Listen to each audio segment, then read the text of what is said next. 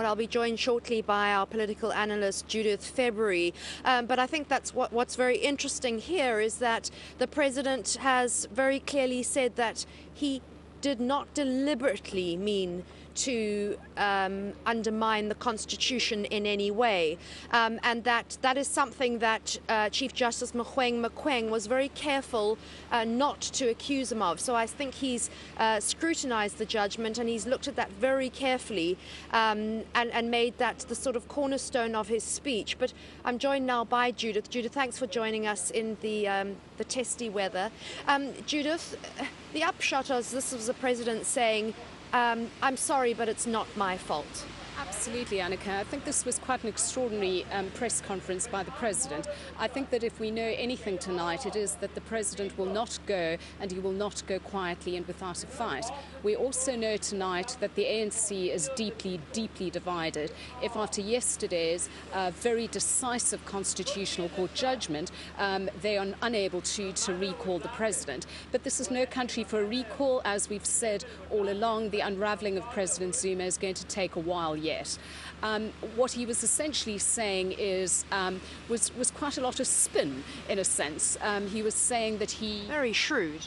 It was very shrewd, and in a sense it was also vintage President Zuma, because what he was saying was that I was poorly advised, that I didn't do this deliberately, and so on, and that is what we've seen him do ever since the eNCA matter has come about, and he's evaded. And the idea that the Constitutional Court held back from saying that he did not deliberately breach the Constitution, he's using that typically as a loophole. So very disappointing night, and one can only hope that at the local government elections that people will make their voices heard.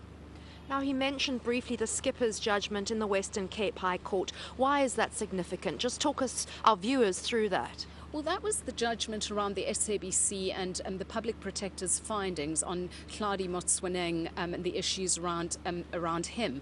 And there again, there were issues around what the nature of the public protector's findings. But I think what is important, and the president kept referring to the skipper's judgment did not exonerate people from abiding by the public protector's remedial action.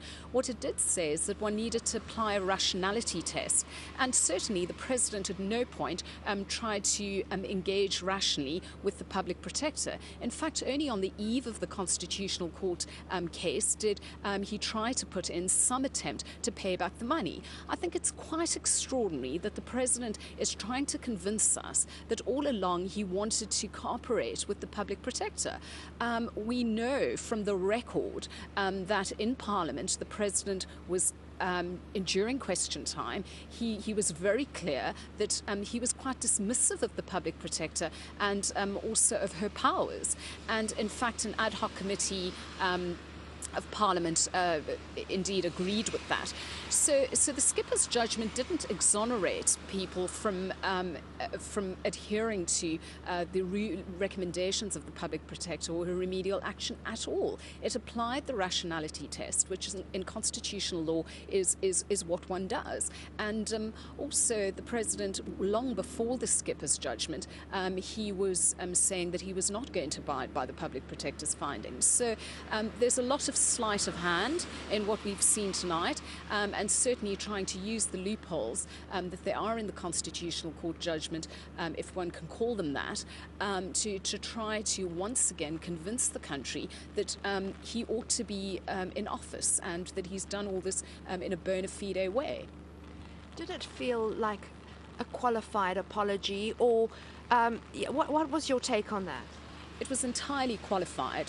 This is a president who has been found to not uphold the Constitution, and he is saying that this is not my fault, essentially washing his hands off it and trying to put forward an alternative argument. This is not somebody who's going to go quietly. This is not somebody who's going to vacate office, who's going to be recalled. And as I said earlier, it shows how deeply divided the ANC is, given the fact that President Zuma has the ability to appear appear on national television after yesterday's damning Constitutional Court judgment, and to take us into his confidence with the sort of spin and really weak argument that he's presented tonight. Thank you so much, Judith. Well, I think the question tonight then is, before we get blown away, was tonight's apology enough to placate the people of South Africa?